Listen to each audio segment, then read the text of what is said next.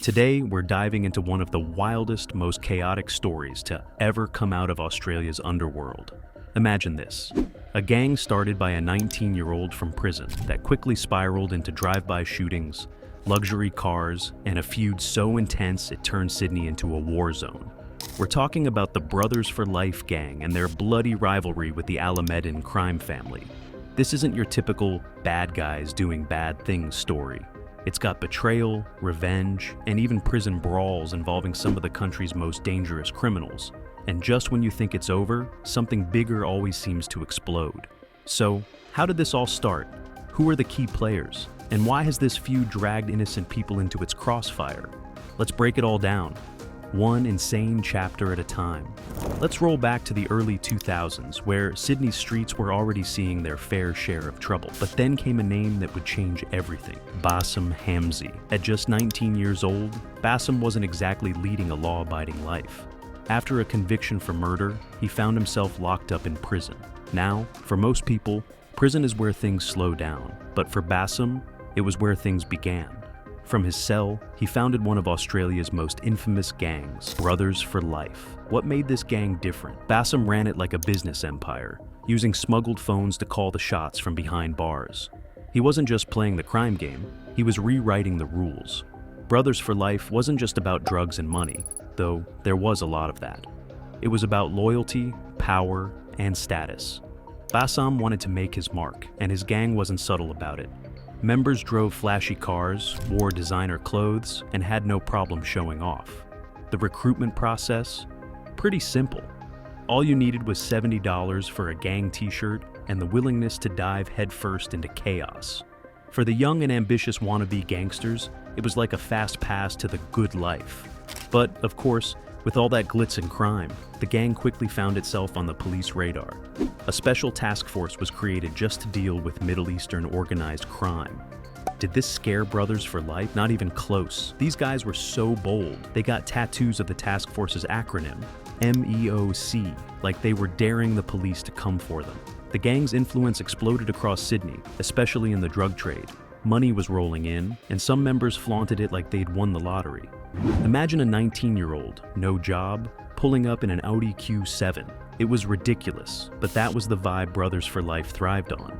But as with any empire built on crime, cracks started to show. Internal rivalries began brewing.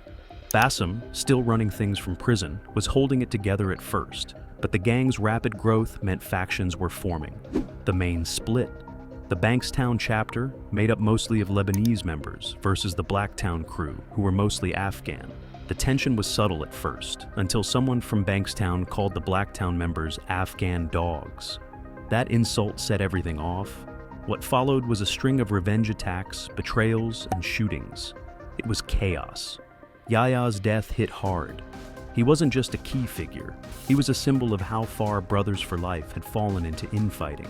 Meanwhile, Samer Hijazi, another Blacktown leader, barely survived and ended up fleeing to Lebanon. Back in prison, Bassam was fuming. His empire was crumbling, and there wasn't much he could do about it.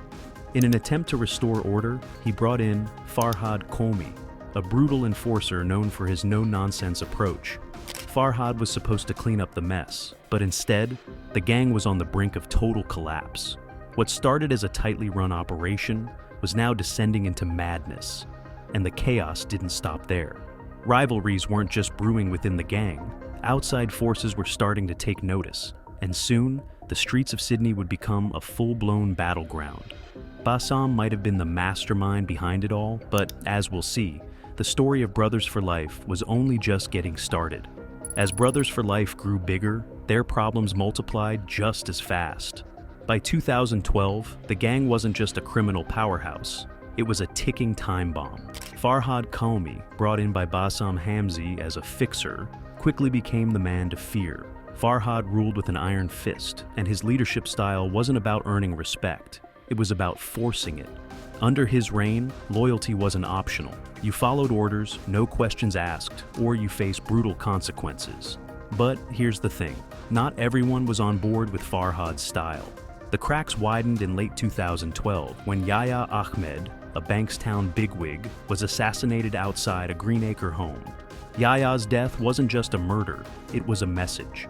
The Blacktown faction, led by Farhad, wanted control, and they were willing to take down anyone in their way. But this wasn't a clean takeover. It was bloody and chaotic. Retaliation came swiftly. Samer Hijazi, a prominent Blacktown member, narrowly escaped death in a revenge hit. By now, the gang was so busy tearing itself apart that it barely resembled the powerhouse Bassam had built. For Bassam, this was a disaster. Sitting in Goulburn Supermax, he could only watch as his empire crumbled. He had built Brothers for Life to be a symbol of power, but the gang was quickly becoming a joke. Bassam's frustration grew when police launched sweeping raids, arresting key members from both factions. The authorities hoped this would cool things down, but they were wrong. Very wrong. The violence didn't just stop at the gang's members. In March 2013, Bassam's aunt became a target in a horrifying assassination attempt. A gunman stormed her home in Sydney's Auburn suburb and fired 21 shots into the property. Miraculously, she survived, though she was left with 8 bullet wounds to her hips and legs. It was a chilling reminder that in this gang war, no one was safe, not even family. As 2013 wore on, the police doubled down on their efforts to dismantle Brothers for Life. In November of that year, their hard work finally paid off when they arrested Mohammed Moody Alameddine, the Bankstown president of the gang, along with several other key players. Moody was handed decades behind bars for his role in the murder of Yahya Ahmed and other crimes. The arrests were a huge blow to Brothers for Life, but the gang wasn't finished yet. Farhad Qaumi stepped into the spotlight as the new leader, and he wasted no time establishing his dominance. Under his rule, the gang became even more brutal. Farhad demanded absolute obedience, and any hint of disloyalty was met with swift and violent punishment. But not everyone was happy about this shift. In 2017, however, the police struck another devastating blow. During a massive crackdown, they arrested Farhad and his brothers, effectively dismantling the Blacktown faction. Farhad was handed a 60-year prison sentence, with no parole for at least 43 years. It was a major victory for law enforcement, but it came with a chilling realization.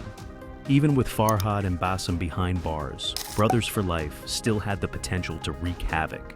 In Goulburn Supermax, authorities searched Bassam's cell and found a flash drive containing gang material, including Brothers for Life's twisted creed: courage, honor, no mercy, mercy for the weak, family for life. The discovery raised serious questions about how Bassam was still managing to communicate with the outside world. The answer? Corruption on the inside.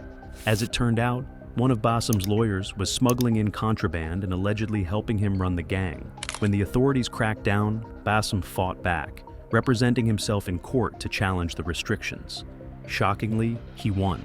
It was a stark reminder that Bassam, even from prison, was still a force to be reckoned with. The gang was weakened, but the violence was far from over. Brothers for Life had become a monster that even its creator couldn't control, and Sydney was about to face an even deadlier chapter of its story. With Farhad Qaumi locked up and Bassam Hamzy's power slipping, you'd think Brothers for Life would finally crumble. But no. If anything, things only got bloodier. By 2019, the cracks within the gang had grown wider, and now a dangerous new rivalry was bubbling to the surface. It wasn't just about leadership anymore. The Hamzy family itself had become a target. The catalyst came on October 19, 2020, when Majid Hamzy, Bassam's brother, was gunned down outside his home. Security cameras caught 2 assassins dressed in black lying in wait. As soon as Majid stepped onto his driveway, they opened fire. Despite his injuries, Majid tried to flee on his bike but collapsed outside a friend's house, succumbing to his wounds. Majid's death was a game changer. He wasn't just Bassam's brother, he was one of the family's key players. Losing him wasn't just a personal blow for Bassam, it was a major hit to Brothers for Life's credibility. It was clear that rivals, particularly the Alameddine clan, were gaining the upper hand. The Alameddines weren't just any gang, they were a powerful family-led syndicate with deep ties to Sydney's drug trade, and they were gunning for complete dominance. Majid's murder seemed to ignite a full-blown gang war between the Hamzys and the Alameddines, turning Sydney into a war zone. Drive-by shootings, brutal assaults, and daylight executions became frighteningly common. Every week, it seemed like another burnt-out getaway car was found in some random alley. The brazenness of these attacks was staggering. Hitmen were roaming the streets with guns, firing shots in broad daylight without a care in the world. The violence was so reckless that innocent people started getting caught in the crossfire. On January 30th, 2021, Mustafa Noman was shot dead in Hurstville in a case of mistaken identity. The real target? Ibrahim Hamzy, Bassam's younger cousin. That same day, police found another body, Majid Darwich, burnt inside a car in Smithfield. The gang war wasn't just dangerous, it was terrifyingly sloppy. On February 15th, 2021, a botched assassination attempt at the World Gym in Prospect, the hits kept coming. January 2021 saw Mustafa Nolman tragically shot in Hurstville, a case of mistaken identity where he was believed to be Ibrahim Hamzy. The violence wasn't slowing down. Just months later, Bilal Hamzy was gunned down in broad daylight in Sydney's busy CBD. It was a chilling execution-style hit. The revenge cycle seemed endless. Every shot fired brought another retaliation. The police were trying to contain the violence, but it was clear the gangs had grown bolder. On top of that, the Alameddines were targeting anyone even remotely connected to the Hamzys, including family members who weren't involved in the underworld. The chaos was growing out of control, with no signs of it stopping anytime soon. By 2023, the war was still raging. Bassam Hamzy, despite being locked away, was still influencing the gang through the Illawarra chapter of Brothers for Life, keeping his name feared on the streets. But tensions within the Hamzy family were growing, and younger members like Ibrahim were stepping up. The Alameddines, not to be outdone, were expanding their reach and solidifying alliances with biker gangs. With the police constantly battling to keep things under control, both families were digging in, unwilling to back down. But will Bassam's influence remain strong, or will his cousin Ibrahim lead the Hamzys into a new era? And will the Alameddines succeed in wiping them out for good? The war is far from over, and Sydney's streets will continue to be battlegrounds for years to come. Only time will tell if the police can finally end the violence, or if the underworld will continue its deadly reign. By 2023, the violence was still going strong.